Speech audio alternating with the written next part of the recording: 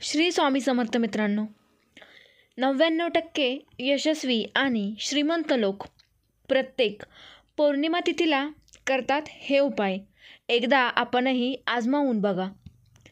श्रीमंत लोकांची दिनचर्या जर आपण पाहिली तर आपल्या लक्षात येईल की पौर्णिमा तिथी असेल, अमावस्या असेल, तसेच दिवाळी, पाडवा, लक्ष्मीपूजन, दसरा विशेष प्रसंगी हे श्रीमंत लोक काही विशेष प्रकारचे टोटके किंवा उपाय करतात. मात्र हे केले जाणारे टोटके ते कुठेही सांगत नाही. त्यामुळे त्यांच्याकडील संपत्तीमध्ये सातत्याने वाढ होते. मात्र गरीब लोक आपल्या नशिबाला दोष देतात, देवी देवतांना दोष देत राहतात. मात्र या उलट श्रीमंत लोक मात्र कितीही चढ उतार आले, कितीही अपयश आले, तरीसुद्धा देवावरची त्यांची निष्ठा कमी होत नाही. त्यामुळे तुम्ही पाहिले असेल, त्यांची जी दुकाने असतात किंवा प्रतिष्ठाने असतात किंवा ऑफिसेस असतात, त्यामध्ये दररोज देवी देवतांना धूप दीप दाखवला जातो. त्यांना त्यांच्या आवडत्या फुलांचा हारसुद्धा अर्पण केला जातो.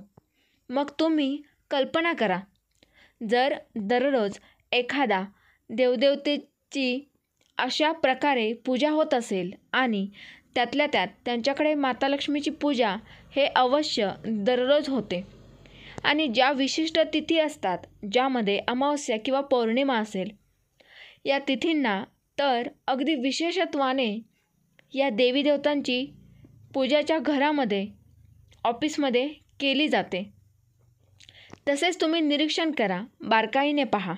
जर तुम्हालाही या गरिबीच्या दुष्टचक्रातून बाहेर पडायचं आहे, या गरिबीच्या शापातून मुक्त व्हायचे असेल, तर आपणसुद्धा या श्रीमंतांचा अनुकरण करायला हवं. अनेक जण यांच्यासाठी अनेक तर्क मागतील की एखाद्या देवतेची पूजा केल्याने श्रीमंत कसे होता येतं किंवा केलेले उपाय कशा प्रकारे आपल्याला श्रीमंत करू शकतात. मात्र या जगात दोन प्रकारच्या गोष्टी असतात. त्यातील पहिल्या ज्या गोष्टी आहेत, ज्या तुम्हाला दिसतात, ऐकू येतात, पंचेंद्रिय आहेत, पंच ज्ञानेंद्रिय आहेत, त्यांना त्या जाणवतात, या गोष्टींना तर्क लावता येतो.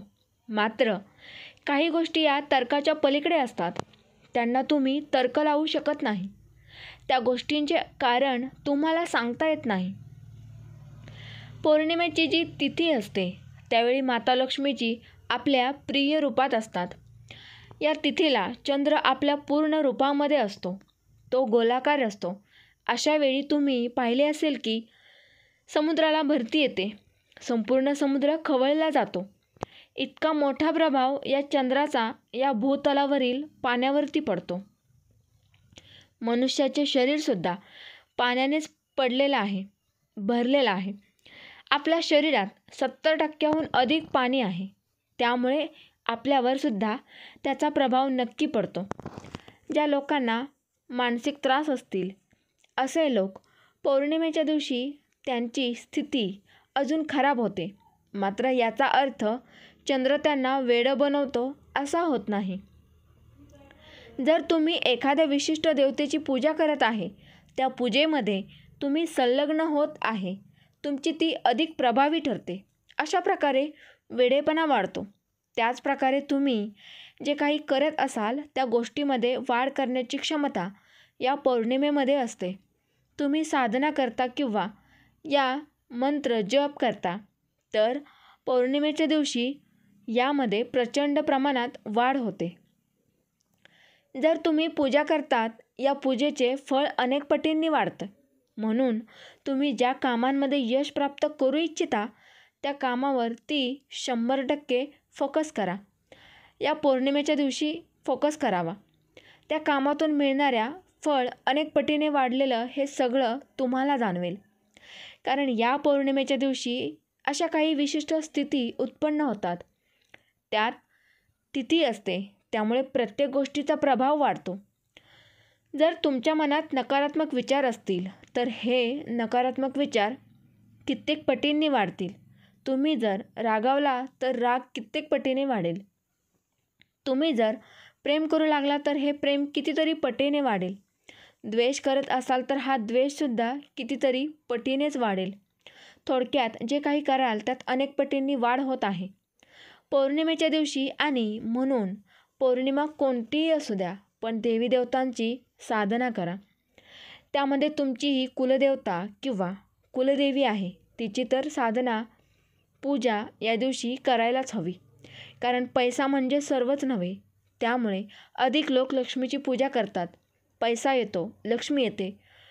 घरात लक्ष्मी टिकून ठेवण्याचे काम, या लक्ष्मीचा उपभोग घेऊन त्यातून सुख प्राप्त करण्याचे काम आहे. तुम्हाला पण सुख प्राप्त करून देणारी देवता आहे. ती असते तुमची कुलदेवी, कुलदेवता. त्यामुळे तिचे स्मरण किंवा तिच्या मंत्रांचा जप आणि पूजा या पौर्णिमेला व्हायलाच हव्या आणि त्या लक्ष्मीचे पूजन करावे. आपल्या घरामध्ये चैतन्य निर्माण करण्याचा प्रयत्न करा. घराची व परिसराची साफसफाई करा. पौर्णिमेच्या सकाळी आपल्या दारात सडा रांगोळीही व्हायलाच हवी. आपलं मुख्य दरवाजा आहे तो सुशोभित करण्यात यावा.